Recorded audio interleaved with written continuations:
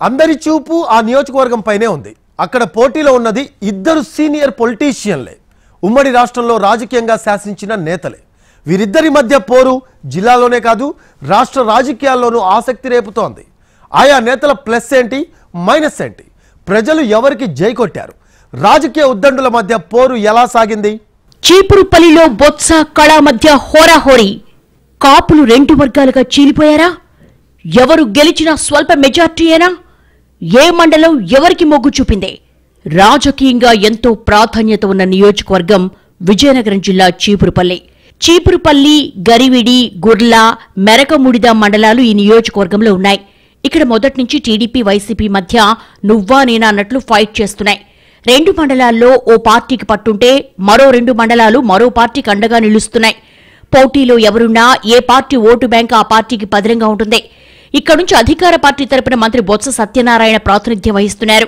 TDP నుంచి senior politician మాజీ మంత్రి కిమిడి కళా వెంకట్రావు పోటీ చేస్తున్నారు. చీపురుపల్లిలో నువ్వా నేనా అన్న స్థాయిలో పోరు జరిగింది. ఎవరు ఎందులోనూ తీసిపోనట్టుగా సర్వశక్తులు ఒడ్డారు. గెలుపు మాదంటే మాదంటూ ఇరు వర్గాలు ధీమా వ్యక్తం చేస్తున్నాయి. ఎవరు గెలిచినా స్వల్ప తేడాతో గట్టెక్కుతారన్న విశ్లేషణలు వినిపిస్తున్నాయి. ఈ నియోజకవర్గంలో 1,98,382 మంది ఓటర్లున్నారు. 2014లో 81.38%, 2019లో 81.38%, 2024లో 83.48% పోలింగ్ నమోదైంది. ఈ నియోజకవర్గంలో అధిక సంఖ్యలో కాపు సామాజిక వర్గం ఓటర్లున్నారు. ఇక్కడ అభ్యర్థుల గెలుపోటములు ఈ సామాజిక వర్గ ఓటర్లే నిర్దేశిస్తారు. అయితే ఇక్కడి నుంచి పోటీ చేసే అభ్యర్థులు ఇరువురు కాపు సామాజిక వర్గానికి చెందినవారే కావడంతో కులాల ప్రస్తావన అంతగా రాలేదు.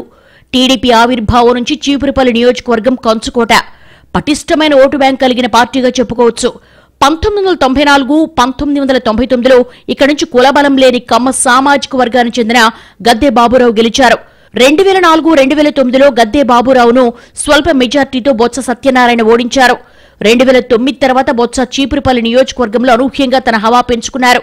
నియోజకవర్గంలో ఓవైపు చిన్న శ్రీను, మరోవైపు బొత్స సతీమణి బొత్స ఝాన్సీ ఎంపీగా నియోజకవర్గానికి విస్తృత సేవలందించారు. ఈ సేవలే వ్యక్తిగత ఓటు బ్యాంకు కారణమయ్యాయి. 2014 నాటికి రాష్ట్ర వ్యాప్తంగా కాంగ్రెస్ తుడిచిపెట్టుకుపోయింది. అయితే చీపురుపల్లిలో పోటీ చేసిన బొత్స 42,000 ఓట్లు సాధించి రికార్డు సృష్టించారు. ఈ నియోజకవర్గం నుంచి ఎమ్మెల్యే బొత్స 3 సార్లు అసెంబ్లీకి ఎన్నికయ్యారు. 2004లో తొలిసారి గెలిచిన బొత్స ఆ తర్వాత తనకు పెట్టని కోటగా మార్చుకున్నారు ఈ నియోజకవర్గాన్ని. ఆ తర్వాత వ్యక్తిగత ఇమేజ్ పెంచుకుంటూ తనకంటూ ఓ బలమైన సొంత ఓటు బ్యాంకును క్రియేట్ చేసుకోగలిగారు. బొత్సకు పోటీగా మాజీ మంత్రి కిమిడి కళా వెంకట్రావును తెలుగుదేశం పార్టీ బరిలోకి దింపింది. బీజేపీతో పొత్తు కళా వెంకట్రావు కలిసొస్తుందని ఆ పార్టీ నేతలు చెప్పుకుంటున్నారు. అనేక ప్రత్యామ్నాయాలు పరిశీలించిన తర్వాత చీపురుపల్లి నుంచి కళా వెంకట్రావును పోటీ చేయించింది. కళా వెంకట్రావు, మాజీ మంత్రి కిమిడి మృణాలిని ఒకే కుటుంబ సభ్యులు. కళాకు రాజకీయంగా చీపురుపల్లిలో మంచి సంబంధాలున్నాయి.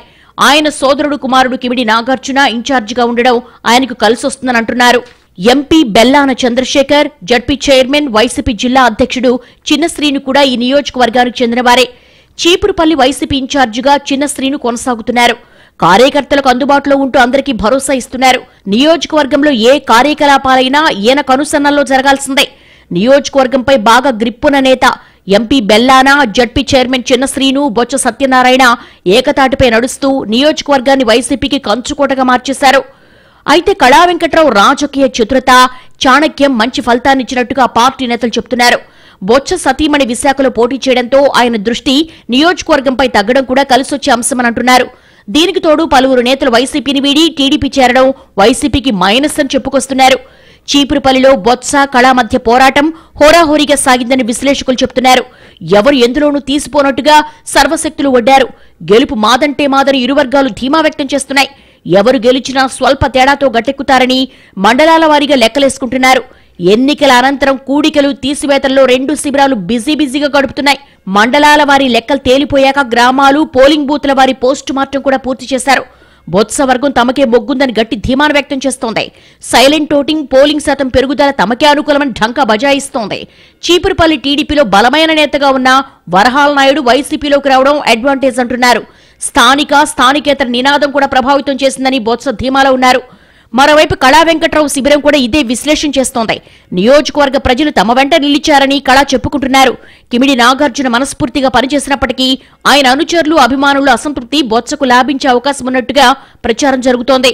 గద్దె బాబురావు, కోట్ల మోతీలాల్ వంటి సీనియర్ల సహకారం ఉండడంతో మొగ్గు మాకే ఉంటుందని కళా ధీమా వ్యక్తం చేస్తున్నారు. కూటమి భాగస్వామ్య పార్టీలు జనసేన, బీజేపీ నేతలు కిమిడితో కలిసి పనిచేశాయని లెక్కలేసుకుంటున్నారు. మొత్తంగా ఎవరి అంచనాలు, ఎవరి విశ్లేషణలు ఎలా ఉన్నా క్షేత్రస్థాయిలో ప్రజా నాడి బ్యాలెట్లో నిక్షిప్తమైంది. 4వ తేదీ విజేతలెవరో తేలిపోనుంది.